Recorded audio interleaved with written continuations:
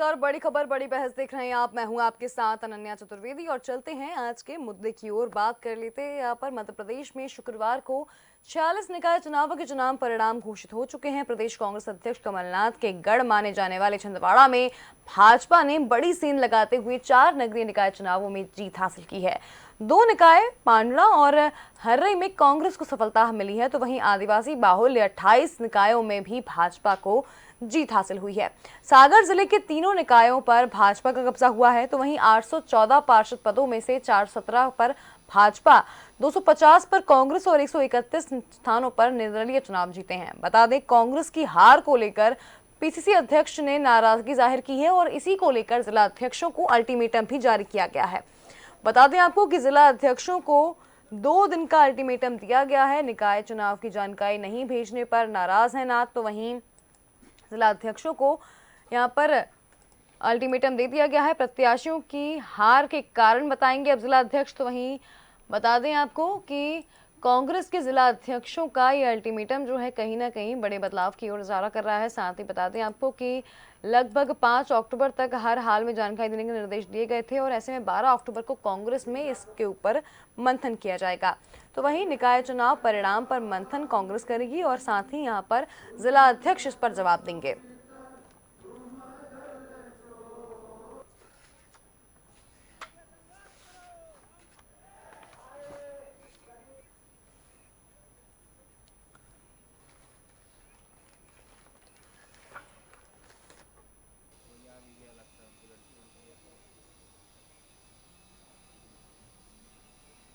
तो बता दें आपको कि जिला अध्यक्षों को 2 दिन का अल्टीमेटम दिया गया है। ऐसे में निकाय चुनाव को लेकर बता दें आपको कि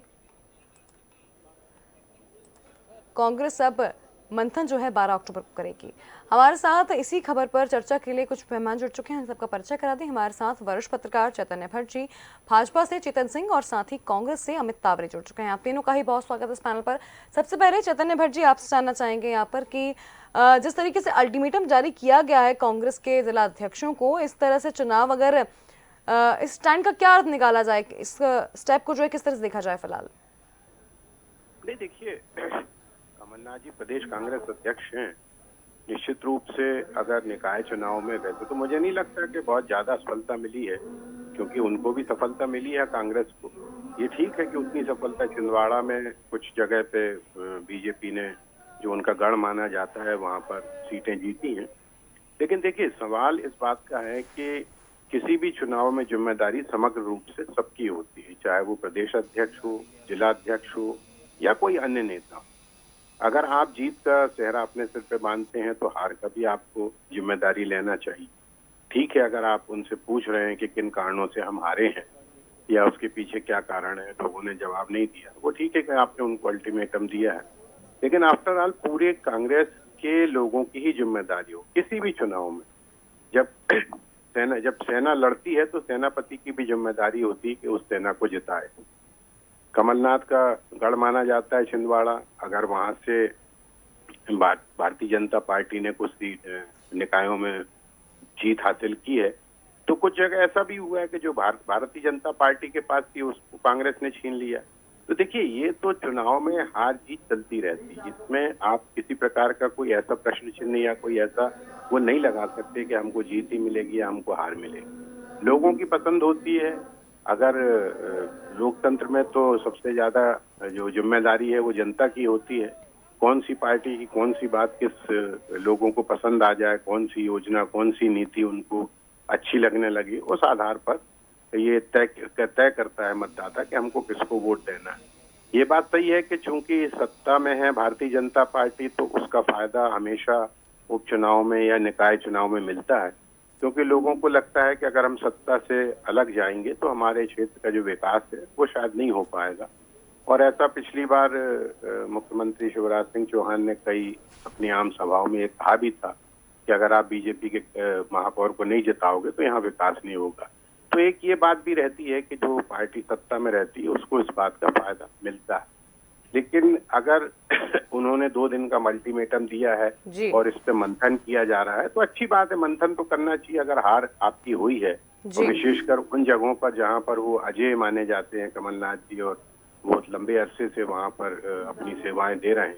तो जी। उसमें मंथन की आवश्यकता है। भारतीय जनता पार्टी तो हमेशा मंथन करती ही रहती है, उनकी बैठकें होती रहती हैं। अगर कांग्रेस इस तरह से मंथन करेगी और अगर उन चीजों को पता लगाएगी कि किन कारणों से आ रहे हैं, तो निश्चित तौर पे आगे उसका फायदा उनको मिल सकता है। जी चेतन जी, कांग्रेस में तो यहाँ पर जिला अध्यक्षों को नोटिस जारी हो गया है, अल्टीमेटम दे दिया गया है 2 दिन का। भाजपा में कोई पेशी हुई अभी तक हार के कारणों के लिए?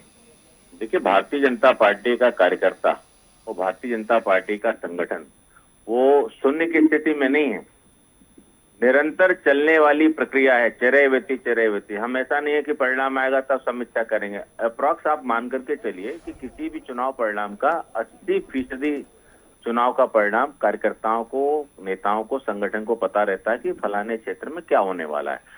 ये समीक्षा करने का समय कांग्रेस के लिए, आत्ममंथन का समय आदरणीय कमलनाथ जी के लिए। कमलनाथ जी का जो किला जिसको हम कहते थे कि छिंदवाड़ा उनका किला है, आज वो किला ढह गया है।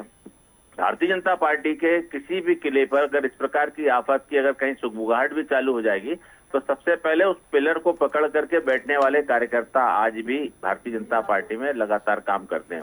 रही बात भारतीय जनता पार्टी की, तो भारतीय जनता पार्टी चाहे चुनाव हो या नहीं हो, निरंतर सतत रूप से जनता के बीच में सतत संपर्क में रहते हैं। उसकी खुशियों में, उसके गम में, उसकी आवश्यकताओं पर, उसके क्या जरूरतें हैं, उन सब पर हमारे कार्यकर्ता का फोकस रहता है। और कनेक्टिविटी आज के राजनीति के दौर में सबसे पहली प्राथमिकता है, जो भारतीय जनता पार्टी के प्रत्येक कार्यकर्ता के, प्रत्येक परिवार से बनी हुई है। मुझे लगता है कि संगठन का एक जो सामूहिक निर्णय, तो खासतौर से माननीय वीडी शर्मा जी जब से भारतीय जनता पार्टी के प्रदेश के अध्यक्ष बने हैं, उन्होंने युवाओं पर जो फोकस किया है, तो हमारी ताकत दोहरी हुई है। क्योंकि एक तो अनुभव था और साथ में युवाओं का जोश, ये दोनों मिलकर के कहीं ना कहीं मध्य प्रदेश में भारतीय जनता पार्टी के विस्तार को बहुत तेजी के साथ आगे बढ़ा रहे हैं।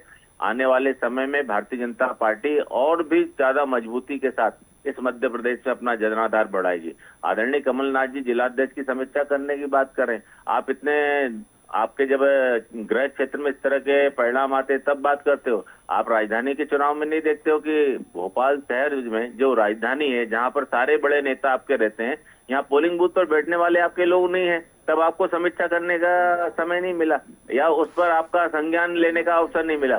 तो मुझे लगता है जब आप व्यक्तिगत हितों के साथ राजनीति करोगे, आप प्रदेश के साथ न्याय कैसे करोगे? इतने पदाधिकारी हैं अनन्या जी, इतने मठाधीश इनके संगठन में बैठे हैं, एक भी मठाधीश किसी विधानसभा क्षेत्र में जाकर के अपने कार्यकर्ता के लिए लड़ता है क्या? अपने प्रत्याशी के पक्ष में कहीं बात करता है क्या? जब नेता ही कार्यकर्ताओं की चिंता नहीं करेगा तो फिर कार्यकर्ता नेता के लिए क्यों संघर्ष करेगा? जी चलिए, इसका जवाब ले लेते हैं। अमित तावरे जी हमारे साथ जुड़े हुए हैं।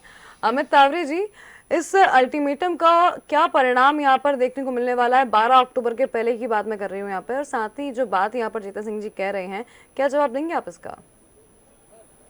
देखिए, आज जो आपने विषय उठाया है अनुशासनहीनता का, अल्टीमेटम का और ऐसे सारे मामलों का, तो भारतीय जनता पार्टी के नेता मेरे बड़े भाई चेतन भाई बैठे हुए हैं।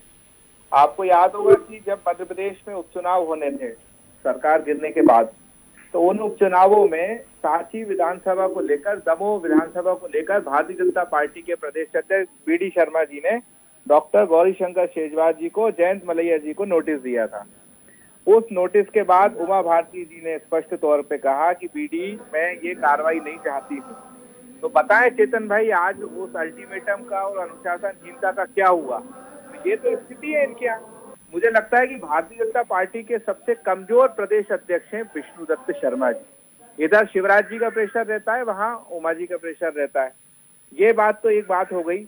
दूसरी बात, हमारी पार्टी की आपने बात करी है, तो निश्चित तौर पे जहाँ पे हमको हार मिली है वहां पे हमने आकलन किया है। और कमलनाथ जी हमारे नेता ही नहीं है, कमलनाथ जी हम सबके अभिभावक भी हैं। हम सबको गर्व है कि कमलनाथ जी जैसे वरिष्ठतम नेताओं के मार्गदर्शन में हम सामाजिक कार्य में और जनसेवा के क्षेत्र में जुटे हुए हैं।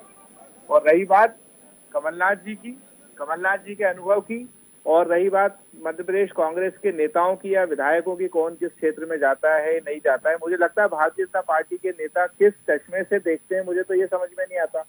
अजय सिंह राहुल भैया लगातार बिंद में जुटे हुए हैं, हमारे महाकौशल के नेता।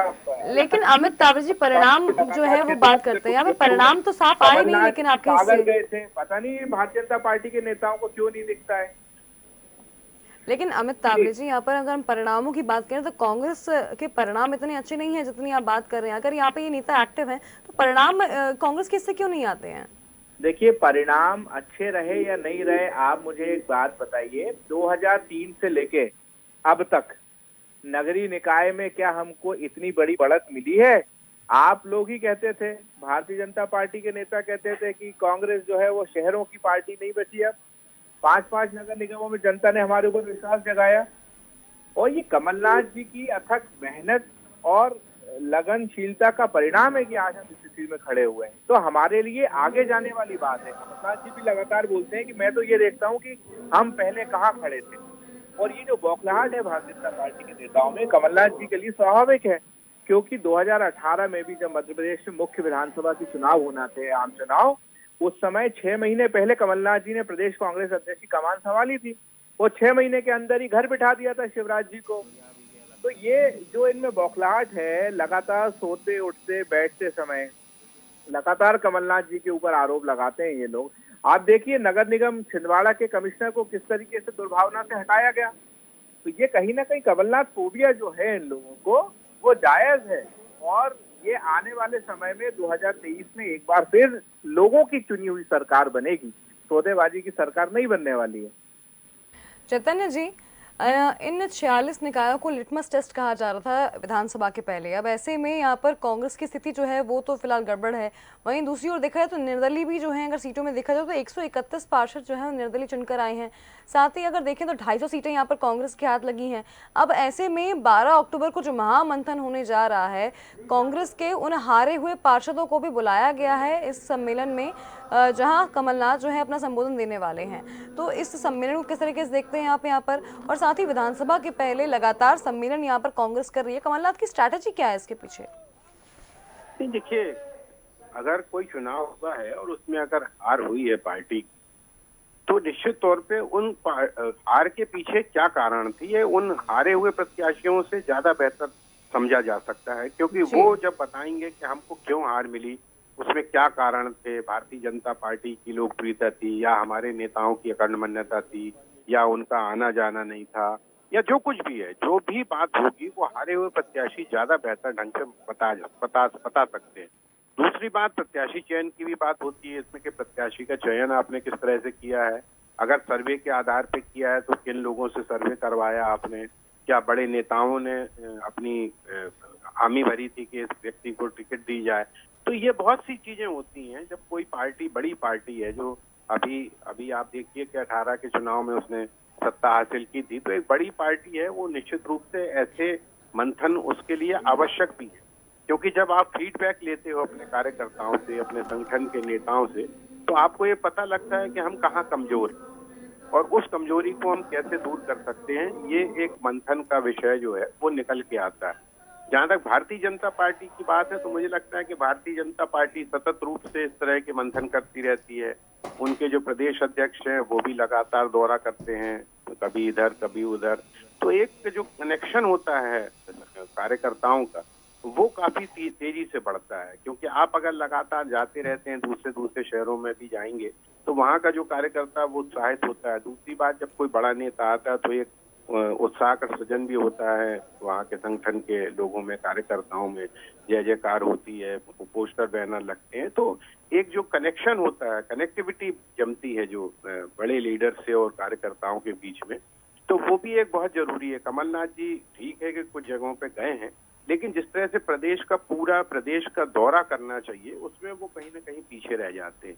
उनको बीच बीच में दिल्ली भी जाना पड़ता है, क्योंकि केंद्र की राजनीति में भी उनका हस्तक्षेप रहता है। लेकिन ये है कि अगर कमलनाथ जब मध्य प्रदेश नहीं छोड़ने की बात कर रहे हैं, तो उनको ये लगता है कि हम कहीं ना कहीं 2023 के चुनाव में भारतीय जनता पार्टी को एक बार फिर से सत्ता से हटा सकते हैं, क्योंकि अभी जो बीच में बात चली थी कि उनको कार्यवाहक अध्यक्ष बना दिया जाए, उन्होंने स्पष्ट तौर पर मना कर दिया कि मैं मध्य प्रदेश नहीं छोड़ूंगा और मध्य प्रदेश में ही लड़ाई लड़ता रहूंगा भारतीय जनता पार्टी के खिलाफ। दूसरी बात यह है कि कांग्रेस में निश्चित तौर पे सबसे बड़े नेता कमलनाथ हैं, तो भारतीय जनता पार्टी का निशाना हमेशा कमलनाथ पे ही रहता है।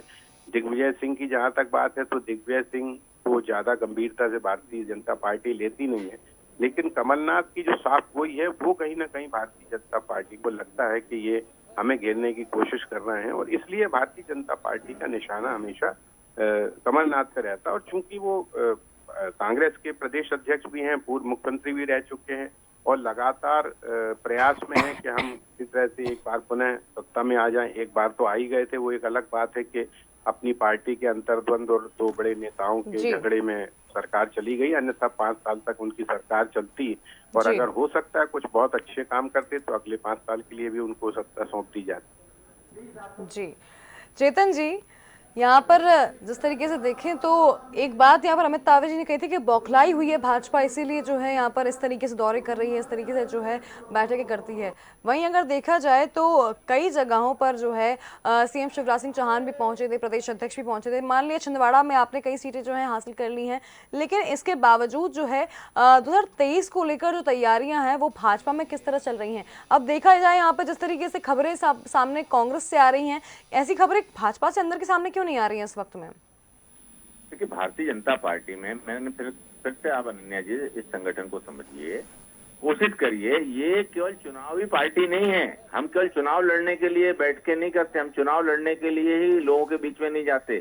सामाजिक सरोकार से इस भारतीय जनता पार्टी का जीवंत रिश्ता है, और यही भारतीय जनता पार्टी की ताकत है। और ये लोग तो पर्यटन करने जाते हैं, जब चुनाव आता है तब इनका प्रत्याशी तय होता है, तब वो पर्यटन करने जाता है। जब पर्यटन करने जाओगे तो आपकी लोगों से कनेक्टिविटी कैसे होगी? आप परिवार को रोज देखते हैं कि नहीं देखते? तो ये भारतीय जनता पार्टी भी एक परिवार है, और हम जिन क्षेत्रों में काम करते हैं उनको भी हम परिवार की दृष्टि से देखते हैं। अगर मान लीजिए मैं भारतीय जनता पार्टी के स्लम क्षेत्र का काम देख रहा हूं, तो मेरे क्षेत्र के गरीब बस्तियां, झुग्गी बस्तियां, उनकी क्या आवश्यकता है, उनको मैं क्या दे सकता हूं, उनकी क्या योजनाएं सरकार की है, उनकी क्या पार्टी से हम जोड़ सकते हैं। ये एक निरंतर चलने वाला प्रोसेस है। हम लोग भारतीय जनता पार्टी के रूप में कभी ये नहीं सोचते हैं कि जब वोट मांगना है तब हम इनके बीच में जाएंगे, या कोई चुनाव हमको लड़ना है तब इनके बीच में जाएंगे। लेकिन यहाँ पे अमित तावरे जी का ये कहना है कि कमलनाथ जी की कार्यशैली से बौखलाई हुई है यहाँ पर भाजपा।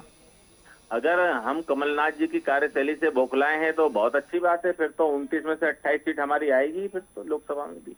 इससे कोई इनकार तो नहीं कर सकते ना, क्योंकि तब तो फुल फ्लेज कमलनाथ जी की कार्यशैली थी ना। 2018 में फुल फ्लेज कमलनाथ जी की कार्यशैली नहीं थी, 2019 में फुल फ्लेज कमलनाथ जी की कार्यशैली थी। तो अब बौखलाहट किसको होना चाहिए ये तय कर ले। और अमित जी मेरा छोटा भाई है, तो उससे फिर से कहना चाहूंगा कि जमीन पर हकीकत में कांग्रेस के कार्यकर्ताओं को प्रोटीन दो। अगर केवल एयर कंडीशन में बैठ के, केवल चर्चाओं में, केवल मीडिया के माध्यम से अगर कार्यकर्ता को आप पोटेंशियल दोगे, तो फिर तो जयराम जी की जो आपका रिजल्ट आ रहा है बहुत अच्छी बात है। भारतीय जनता पार्टी का कार्यकर्ता होने के बाद मैं इस बात को कहता हूं कि मध्य प्रदेश में विपक्ष का जो रोल होना चाहिए, जो सरकार को आईना दिखाने का काम विपक्ष को करना चाहिए, वो कहीं ना कहीं अपनी जवाबदारियों का निर्वहन नहीं कर पा रहा है। अगर यही आज उल्टी परिस्थिति पे आई है ना, जब 2018 में कांग्रेस की सरकार थी, हमने आदरणीय कमलनाथ जी और सारे कांग्रेस के लोगों को चप्पे चप्पे पर घेर करके उनकी नाकामियों का आईना दिखाने की हर जगह हमने कोशिश की, और यही परिणाम था कि कांग्रेस की अल्पमत की सरकार में जो लोग चाहते थे कि आने वाले समय में उनका भविष्य बना रहे, वे सब इस डूबते हुए जहाज को छोड़ करके, कूद करके, भाग करके कहाँ गए? सब भारतीय जनता पार्टी में है। भारतीय जनता पार्टी में कोई माया जाल नहीं है, माया ये नहीं है, लेकिन इतना लोगों को पता है कि भारतीय जनता पार्टी लोगों की पार्टी है, ये जनता की पार्टी है, ये सामाजिक सरोकार के साथ मिलकर के काम करती है, और इसमें हमारा फ्यूचर लंबे समय तक सेफ रहेगा। क्या कोई भी कार्यकर्ता कोई भी क्षेत्र में, मान लीजिए सरकार की नौकरी, क्या हर कर्मचारी नहीं चाहता है कि उसका प्रमोशन हो? कर्मचारी ये नहीं चाहेगा कि मैं लंबे समय तक बेदाग होकर के काम करता रहूं। तो भारतीय जनता पार्टी कांग्रेस में बेसिक रूप से अंतर है। कांग्रेस में एक टिकट बांट देते हैं, फिर उसको बारात इकट्ठी करनी पड़ती है। भारतीय जनता पार्टी में जब टिकट बांट देते हैं तो वो दूल्हा हो जाता है, बारात अपने आप इकट्ठी हो जाती है। ये बहुत बड़ा बेसिक अंतर है। चप्पे चप्पे पर, पन्ने पन्ने पर, हर बूथ पर भारतीय जनता पार्टी का कार्यकर्ता, भारतीय जनता पार्टी का विचार, भारतीय जनता पार्टी के मुख्यमंत्री माननीय शिवराज सिंह चौहान जी की लोकप्रियता और संगठन में जो चाल देने का काम है, वो संगठन के रूप में वर्तमान में माननीय बीडी शर्मा जी और भी संगठन के जहां जहां की जिले की हमारी इकाइयां, सबकी अपनी ताकत मिलकर के काम करती। जब ये सब सामूहिक ताकत होते हैं तब भारतीय जनता पार्टी का जनाधार बेस वहां तैयार होता है। और यही कारण है कि जब चुनाव होता है तो उसके लिए हमको अलग से कोई पॉलिसी नहीं बनाते हम लोग, थोड़ा बहुत परिवर्तन तो चलिए आपकी बात का जवाब ले लेते हैं। अमित तावरे जी, जो बात यहाँ पर चेतन सिंह जी कह रहे हैं कि अब जरा जो जमीनी कार्यकर्ता है उन तक भी प्रोटीन पहुंचाइए, एसी कमरों में बैठकर प्रचार नहीं हो पाएगा, एसी कमरों में बैठकर जो है पार्टी मजबूत नहीं हो पाएगी। देखिए, ये वही पार्टी है जब इस देश की जनता ने आजादी के बाद 60 साल तक कांग्रेस को लगातार मौका दिया और इनके नेता लगातार केबिन के बाहर बैठकर इंतजार करते थे कि हमारे 1-2 सांसद कभी आ जाएं। हम सबके आदरणीय सम्माननीय अटल बिहारी वाजपेयी जी भी उस जमाने में कांग्रेस प्रत्याशी से चुनाव हारे थे। तो ये सब बातें भारतीय जनता पार्टी के नेता को नहीं भूलना चाहिए। हालांकि चेतन भाई ने जो सुझाव दिए हैं मैं उसका स्वागत करता हूँ, लेकिन मुझे लगता है कि अपनी पार्टी के अंदर भी ध्यान देना चाहिए। अजय बिश्नोई जी जैसे नेता हैं जो लगातार एक विरोध की बात कर रहे हैं। आप विंध में देख लीजिए, नारायण त्रिपाठी जी लगातार जो है वो मुख्यमंत्री और सरकार के खिलाफ आवाजें उठा रहे हैं। तो इस ओर भी लगातार ध्यान देना चाहिए। हमारे पास कमलनाथ जी जैसे और दिग्विजय सिंह जी जैसे वरिष्ठ नेता हैं जो कि हम सबके मार्गदर्शक भी हैं और पार्टी के बारे में सही निर्णय सही समय पर ले रहे हैं। और रही बात 2019 के चुनावों की, लोकसभा में 29 में से 28, तो आप ये समझिए कि आपका सबसे स्वर्णिम युग चल रहा है ये भारतीय जनता पार्टी का। नरेंद्र मोदी जी का जो अभी समय चल रहा है ये सबसे स्वर्णिम युग है आप लोगों का।